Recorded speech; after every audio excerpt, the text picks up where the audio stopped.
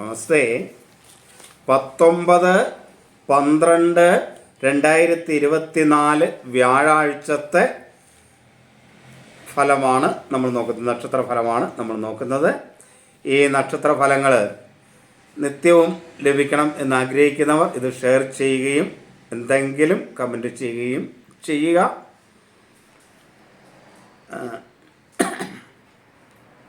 വ്യക്തിപരമായ ഫലങ്ങൾ അറിയണമെന്നുള്ളവർ ഇതിനകത്തുള്ളത് എൻ്റെ വാട്സാപ്പ് നമ്പറാണ്. അതിലേക്ക് ഡേറ്റ് ഓഫ് ബർത്ത് ടൈമൊക്കെ മെസ്സേജ് ചെയ്യുക. അതിനൊരു ഫീസും ഉണ്ടായിരിക്കും. നമുക്ക് 19/12/2024 വ്യാഴാഴ്ചത്തെ ഫലം നോക്കാം. കന്നി, തുലാം, മകരം, കുംഭം രാശിക്കാർക്ക് അനുകൂലവും, ഇടവം രാശിക്കാർക്ക് ഗുണദോഷ സമ്മിശ്രവും, മേടം, കർക്കിടകം രാശിക്കാർക്ക് ദോഷവും, മിഥുനം, ചിങ്ങം, വൃശ്ചികം, ധനു, മീനം രാശിക്കാർക്ക് കഠിനമായ ദോഷവും ഉള്ള സമയമാണ്. ഇത് ആരുടെയും വ്യക്തിപരമായ ഫലങ്ങളല്ല, ഒരു പൊതുഫലമാണ്. അതുകൊണ്ട് ജാതകത്തിലെ ഗ്രഹങ്ങളുടെ രീതി അനുസരിച്ച് ഇതിന് മാറ്റങ്ങൾ വരാം. എങ്കിലും പൊതുവെ ഈ ഫലങ്ങളൊക്കെ ആയിരിക്കും ഉണ്ടാകുക. അതുകൊണ്ട് ഇത് ഒരു തയ്യാറെടുപ്പിന് അല്ലെങ്കിൽ മാനസികമായ ഒരു ഇതിനു വേണ്ടി, നമുക്ക് തയ്യാറെടുപ്പിന് വേണ്ടി ഈ ദിവസത്തെ എങ്ങനെ അഭിമുഖീകരിക്കണം എന്ന് മനസ്സിലാക്കുന്നതിന് വേണ്ടി ഈ നക്ഷത്രഫലത്തെ നിങ്ങൾക്ക് ഉപയോഗിക്കാവുന്നതാണ്. അതാണ് എൻ്റെ ലക്ഷ്യവും. ഇനി നമുക്ക് ഓരോ നാളും പറഞ്ഞ് വിശദമായി നോക്കാം. 19/12/2024 വ്യാഴാഴ്ചത്തെ ഫലമാണ്. അശ്വതി, ഭരണി, കാർത്തിക നക്ഷത്രത്തിൻ്റെ ആദ്യ കാൽഭാഗത്ത് ജനിച്ചവരാണ് മേടക്കൂറിൽ ജനിച്ചവർ. അവരെ സംബന്ധിച്ചിടത്തോളം ദോഷമാണ്. അനുകൂലമല്ലാത്ത സുഹൃത്തുക്കൾ മൂലവും അതേപോലെ മറ്റു പല പ്രശ്നങ്ങൾ കൊണ്ടുള്ള സാമ്പത്തിക നഷ്ടം, ബാങ്ക് മുതലായ കാര്യങ്ങളുടെ ഇടപാടുകളിൽ ഉണ്ടാകുന്ന കാലതാമസം കൊണ്ടുണ്ടാക്കുന്ന പ്രയാസങ്ങളും നഷ്ടങ്ങളും, അതേപോലെ കുടുംബകലഹം, അപമാനം, കർമ്മതടസ്സം തുടങ്ങി അനുകൂലമല്ലാത്ത ഫലങ്ങളായിരിക്കും മേടം രാശിക്കാർക്ക് ഉണ്ടാകുക. ശുഭഫലങ്ങൾ വളരെ കുറച്ച് മാത്രമായിരിക്കും ഉണ്ടാകുക. ഇനി ഇടവം രാശിക്കാർക്ക് കാർത്തിക അവസാന മുക്കാൽ ഭാഗം, രോഹിണി, മകീരം നക്ഷത്രത്തിൻ്റെ ആദ്യ പകുതി ഭാഗം ഇടവക്കൂർ ജനിച്ചവരാണ്.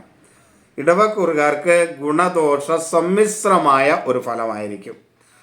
സ്വജന കലഹവും മനോദുഃഖവും സ്ഥാനമാറ്റവും ധനക്ഷയവും ഒക്കെ ഉണ്ടാകുമെങ്കിലും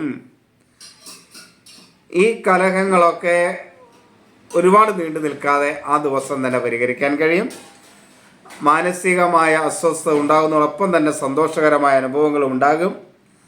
ധനക്ഷയത്തോടൊപ്പം ധനവരവും ഉണ്ടാകും. ഉദര സംബന്ധമായ പ്രശ്നങ്ങൾ ചിലപ്പോൾ ഉണ്ടാകാൻ സാധ്യതയുണ്ട്. അലസതയും കർമ്മ തടസ്സവും ഒക്കെ ഉണ്ടാകും. മക്കളുമായി ചെറിയ അഭിപ്രായ വ്യത്യാസങ്ങളൊക്കെ ഉണ്ടാകുമെങ്കിലും അവരെ കൊണ്ട് സന്തോഷകരമായ അനുഭവങ്ങളും ഉണ്ടാകും. ഇനി മിഥുനം രാശി. മകീരം അവസാന പകുതി ഭാഗം, തിരുവാതിര, പുണർദം ആദ്യ മുക്കാൽ ഭാഗമാണ് മിഥുനം. മിഥുനം രാശിക്കാർക്ക് കഠിന ദുഃഖമാണ്.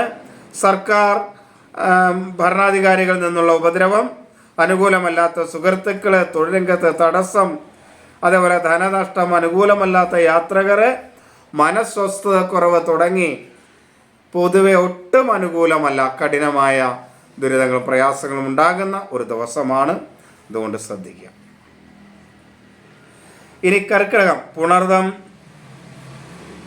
അവസാന കാൽഭാഗം, പൂയം, ആയില്യം. ഇതാണ് കർക്കിടകക്കുറുകാരുടെ പുണർദം അവസാന കാൽഭാഗം, പൂയം, ആയില്യം. ഇവരെ സംബന്ധിച്ചും ദോഷം തന്നെയാണ്, ഗുണമൊന്നുമല്ല. എന്നാലും ചെറിയൊരു ഗുണമൊക്കെ ചിലപ്പോൾ കിട്ടിയെന്ന് വരും, അത്രയേ ഉള്ളൂ. കർമ്മതടസ്സം, രോഗം, കലഹം, അധിക ചെലവ്, ഭാര്യാപുത്ര കലഹം, അപമാനം, മനസ്വസ്ഥക്കുറവ് തുടങ്ങിയ കാര്യങ്ങളെ കൊണ്ട് ബുദ്ധിമുട്ടായിരിക്കും. ഇനി ചിങ്ങൻ രാശിക്കാർക്കും കഠിനമായ ദോഷം തന്നെയാണ്. മകം, പൂരം, ഉത്രം ആദ്യകാൽ ഭാഗമാണ് ചിങ്ങൻ രാശി. രോഗവും ധനനഷ്ടവും സ്വസ്ഥതയില്ലായ്മയും മാതൃപിതൃസ്ഥാനീയരുമായിട്ടുള്ള കലഹവും അപകീർത്തിയും അപകടവും തൊഴിൽ തടസ്സവും കലഹവും ഒക്കെ ഉണ്ടാകാൻ സാധ്യതയുണ്ട്. അതൊക്കെ ഒന്ന് ശ്രദ്ധിച്ചിരിക്കുക. ഇനി കന്നി രാശിക്കാർക്ക് ഉത്രം അവസാന മുക്കാൽ ഭാഗം, അത്തം, ചിത്ര ആദ്യ പകുതി ഭാഗം. ഈ കന്നി രാശിക്കാരെ സംബന്ധിച്ചിടത്തോളം ഗുണകരമാണ്, ശുഭഫലമാണ്. സ്ഥാന ഗുണം, ശത്രുനാശം, ആരോഗ്യം, നല്ല സുഹൃത്തുക്കള്, മക്കൾ ഗുണം, കാര്യജയം, ബന്ധുഗുണം, ബന്ധുക്കളിൽ നിന്നുള്ള സഹായങ്ങൾ, മറ്റുള്ളവരിൽ നിന്നുള്ള സഹായം തുടങ്ങിയ ഗുണഫലങ്ങൾ കൂടുതലായിട്ട് ലഭിക്കും. ഇനി തുലാം രാശി ചിത്ര അവസാന പകുതി ഭാഗം, ചോതി, വിശാഖം ആദ്യ മുക്കാൽ ഭാഗം. ഈ തുലാരാശിക്കാർക്കും അനുകൂലമായ സമയമാണ്. പ്രതാപശക്തിയും ബന്ധുഗുണവും ധനവും മനസ്സുഖവും വിജയവും കാര്യവിജയവും ഒക്കെ ഉണ്ടാകുന്ന സമയം ആണ്. ഇനി വൃശ്ചികൻ രാശി. വൃശ്ചികക്കാർക്ക് കഠിനമായ ദോഷമാണ്. വിശാഖം അവസാന കാൽ ഭാഗം, അനിഴം, തൃക്കേട്ട. ഇവർക്ക് അനുകൂലമല്ലാത്ത യാത്രകൾ ചെയ്യേണ്ടി വരും. ആരോഗ്യപരമായ പ്രശ്നങ്ങൾ ഉണ്ടാകും. കലഹവും നാശനഷ്ടങ്ങളും ഉണ്ടാകും. വളർത്തുമൃഗങ്ങൾ പോലുള്ള പ്രയാസങ്ങൾ ഉണ്ടാകും. ഭാര്യ ഭർത്തൃ കലഹം, അതുപോലെ മക്കൾ മൂലം മനസ്വസ്ഥത കുറവ്, തൊഴിൽ രംഗത്ത് അഭിപ്രായ വ്യത്യാസങ്ങൾ തുടങ്ങിയ കാര്യങ്ങൾ, അലസതയും മനോദുഃഖവും ഒക്കെ ഫലം. ഇനി ധനു രാശി. ധനുരാശിക്കും ഇതേപോലെ തന്നെ കഠിനമായ ദുരിതങ്ങൾ തന്നെയായിരിക്കും ഉണ്ടാകുക.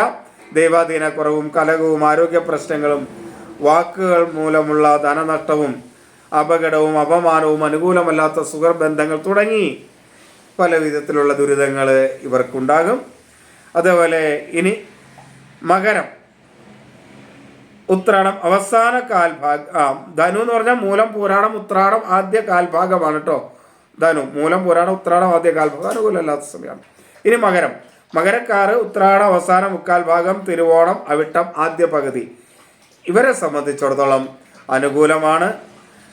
മനസ്സന്തോഷവും അതേപോലെ കാർഷിക രംഗത്തൊക്കെ ഉള്ളവർക്ക് നേട്ടങ്ങളും ധനനേട്ടവും മക്കളിൽ നിന്നുള്ള അനുകൂല സ്ഥിതിയും പ്രഭാവവും സ്ഥാനനേട്ടവും രോഗമുക്തിയും അംഗീകാരവും ഒക്കെ കിട്ടും. പൊതുവെ അനുകൂലമാണ്.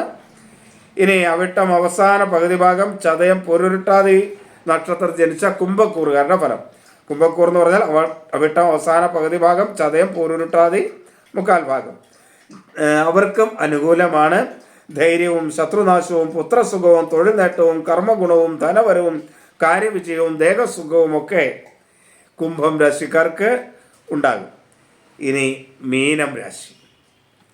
പൂരുരുട്ടാതി അവസാന കാൽഭാഗം, ഉത്രട്ടാതി രേവതി ഒട്ടും അനുകൂലമല്ല. മനോദുഃഖവും കടവും ധനനഷ്ടവും ആരോഗ്യ പ്രശ്നങ്ങളും ഒക്കെ ഉണ്ടാകും. അതുപോലെ മക്കളുമായും വേണ്ടപ്പെട്ടവരുമായ അഭിപ്രായ വ്യത്യാസങ്ങൾ ഉണ്ടാകാം. അപവാദം, കുടുംബസ്വസ്ഥതക്കുറവ്, ഈശ്വരാധീനക്കുറവ് ഒക്കെ ഉണ്ടാകാം. എങ്കിലും ജീവിത പങ്കാളിയിൽ നിന്ന് അല്പം അനുകൂലമായ ഒരു സ്ഥിതിവിശേഷം ഉണ്ടാകുകയും ചെയ്യും. ഇത് ചാരഫലം ആണ്, ചന്ദ്രാധിഷ്ഠിതമായ രാശിഫലമാണ്. ഇതുകൊണ്ട് ഈ ചന്ദ്രാധിഷ്ഠിത രാശിഫലങ്ങൾ പരിഹാരങ്ങൾ ഉള്ളതാണ്. അപ്പോൾ പരിഹാരങ്ങളൊക്കെ ജാതകത്തിൽ നിങ്ങളുടെ ചന്ദ്രനും മറ്റ് ഗ്രഹങ്ങളൊക്കെ അവിടെ നിൽക്കുന്നു എന്ന് നോക്കിയിട്ടാണ് പരിഹാരങ്ങൾ പറയേണ്ടതെന്നുള്ളതുകൊണ്ടാണ് പരിഹാരം പറയാത്തത്. എങ്കിലും പൊതുവെ നിങ്ങളുടെ ഇഷ്ടദേവത ഏതാണോ അതിനെ നന്നായി നാമം ജപിക്കുക. തൻ്റെ ദോഷങ്ങളും ദുരിതങ്ങളും ഒക്കെ മാറ്റണമെന്ന് നന്നായിട്ട് പ്രാർത്ഥിച്ചുകൊണ്ട് നാമം ജപിക്കുക. കലിയുഗത്തിൽ നാമജപത്തിന് വളരെ പ്രാധാന്യമുണ്ട്. ഒരു പരിധിവരെ പറഞ്ഞാൽ മറ്റുള്ള പരിഹാര കർമ്മങ്ങളെക്കാൾ നാമജപത്തിലാണ് ഏറ്റവും കൂടുതൽ. അതുകൊണ്ട് നാമം നന്നായിട്ട് ജപിക്കുക. നാമജപത്തിന് ഇങ്ങനെ സമയമൊന്നും നോക്കണ്ട, നമുക്ക് കിട്ടുന്ന സമയത്തൊക്കെ നാമം ജപിക്കാം.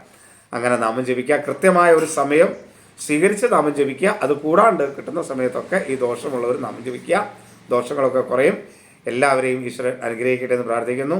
എല്ലാവർക്കും നമസ്തേ.